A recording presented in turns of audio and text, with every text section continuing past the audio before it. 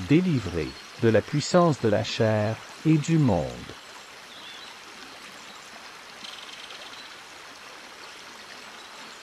Car c'est par la loi que je suis mort à la loi, afin de vivre pour Dieu. J'ai été crucifié avec Christ, et si je vis, ce n'est plus moi qui vis. C'est Christ qui vit en moi, si je vis maintenant dans la chair. Je vis dans la foi au Fils de Dieu, qui m'a aimé, et qui s'est livré lui-même pour moi. Galates 2, 19 et 20. Frères, vous avez été appelés à la liberté. Seulement, ne faites pas de cette liberté un prétexte de vivre selon la chair. Mais rendez-vous, par la charité, serviteurs les uns des autres. Car toute la loi est accomplie dans une seule parole, dans celle-ci. Tu aimeras ton prochain comme toi-même. Mais si vous vous mordez, et vous dévorez les uns les autres, prenez garde que vous ne soyez détruits les uns par les autres. Je dis donc, marchez selon l'esprit, et vous n'accomplirez pas les désirs de la chair.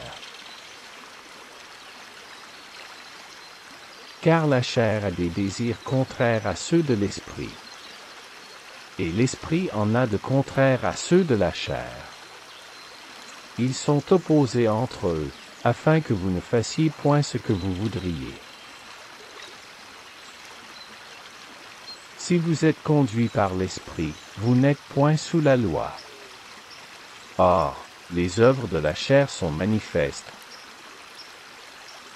Ce sont l'impudicité, l'impureté, la dissolution, l'idolâtrie, la magie, les inimitiés, les querelles, les jalousies, les animosités, les disputes, les divisions, les sectes, l'envie, l'ivrognerie, les excès de table et les choses semblables.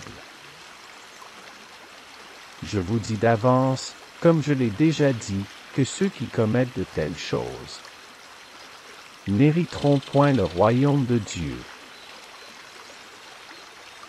Mais le fruit de l'esprit, c'est l'amour, la joie, la paix, la patience, la bonté, la bénignité, la fidélité, la douceur, la tempérance. La loi n'est pas contre ces choses. Ceux qui sont à Jésus-Christ ont crucifié la chair avec ses passions et ses désirs. Si nous vivons par l'Esprit, marchons aussi selon l'Esprit. Galates 5, 13 à 25.